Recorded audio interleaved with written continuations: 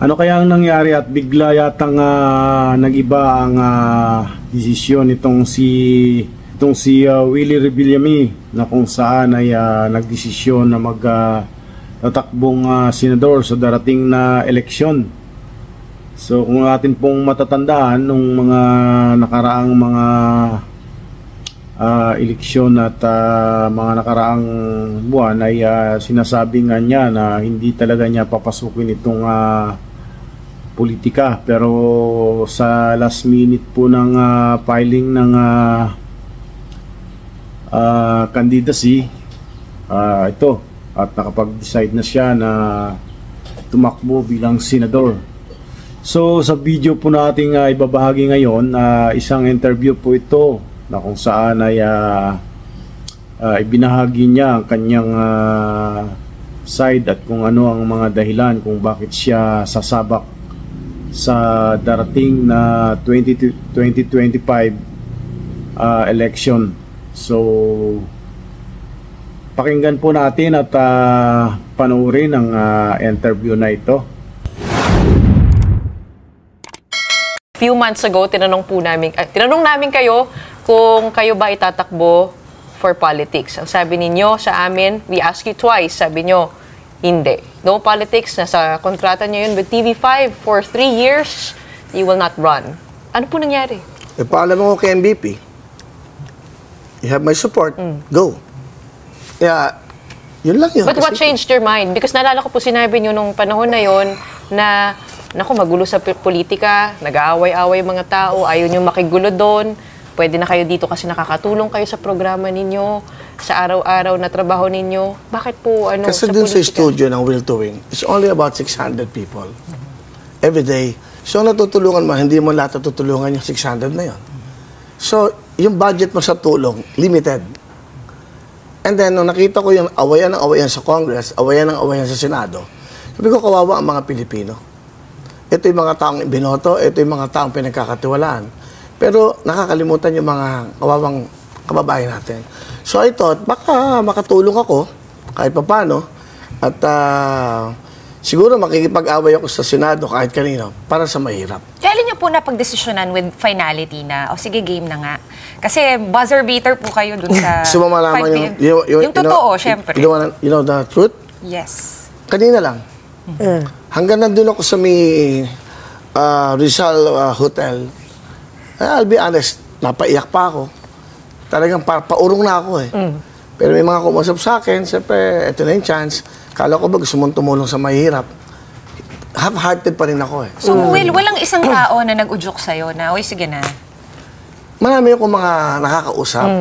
In fact, ayoko lang banggitin yung mga pangalan. Marami mga... Tsaka this is not the first time na, di ba, nabalitaan na posible daw, na may kumausap sa'yo. Naamin nyo na rin before eh. So, kumbaga, hindi ito first time. Pero, ang nakakagulat eh, first time nyo talagang nag-file. Diba? Yeah, kasi ito siguro yung time para mag-file. Kasi nga, nalulungkot nga ako pag napapanood namin yung nag-aaway.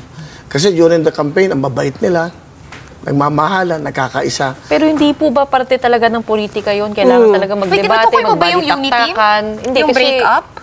Excuse me? Sabi mo na, nagbabangayan, nag-aaway. Ang tinutukoy mo ba yung kailangan ba ipakita sa TV yung nagbabangayan? Pwede naman siguro, kaya meron sila executive chairs yun, di ba? Kailangan ba natin ipakita sa mahirap? Ang hirap na lambuhin na mahirap. Ang siyempre makikita mo, magulo. Paano mo tutulungan yung mahirap na maging maayos ang kanilang buhay? But well, sabi nga ni Vic Soto, you can help people without being a politician.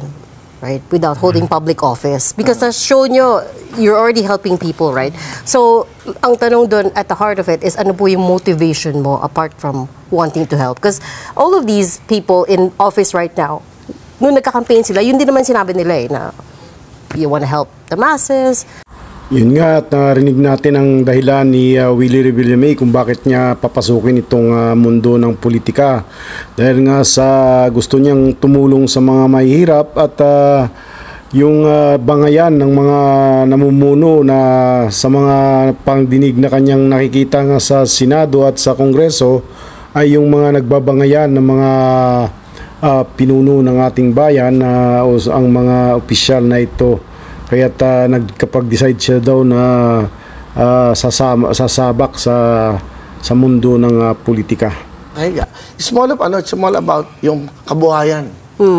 Eh, kung makakapanood tayo ng puro away sa Senado at sa Congress, tapos ito mga kawawang nilalang na to, na hindi na natin iniisip eh. Personal na eh. It's about personal thing. Pag nag-aaway kayo eh. So, paano itong mga taon to? Yung bang pag-aaway niyo, natutulungan ba itong mga to? Ilang presidente na dumaan? Ilang senador na dumaan? Ilang congressman at congresswoman na dumaan? Na bago ba ang buhay na mahirap? Do you realize though that mas makakatulong ka as a private citizen because once you're in Senate or Congress, voting system yan eh. Yes. Sometimes you may want to push forward certain bills, certain laws, pero mahirap kasi... Mas malaki ang pera mo sa gobyerno. Mas malaki ang budget mo. Pero mas marami. consensus... Imagine mo, you have about 110 million Filipinos. Ang natutulungan ko lang everyday, about 600. Hindi pa lahat. You know, dito mas malawak, Luzon, Visayas, Mindanao. Kilala natin si Willie Revillame na talagang tumutulong ito lalo na sa kanyang mga programa, yung mga noon-time show niya noon at maging sa ngayon ay talagang tumutulong ito sa mga tao. Kaya parang naging ano na rin siguro niya ito, advocacy na talagang ituloy ang mga pagtulong kapag pumasok siya sa politika. Pero sana at hindi siya magbabago at walang ibang interes maliban sa magandang hangarin niya para sa mga sambayan ng Pilipino. So hanggang sa muli po, maraming salamat pong muli sa inyong panonood at patuloy po nating subaybayan ang mga binabahagi nating video rito sa channel na ito. At kung maaari po sana ay pakishare nyo rin itong ating video para marami po ang makakapanood at maabot ng ating mga ibinabahagi na video sa channel na ito. Maraming salamat po and mabuhay po kayo. God bless.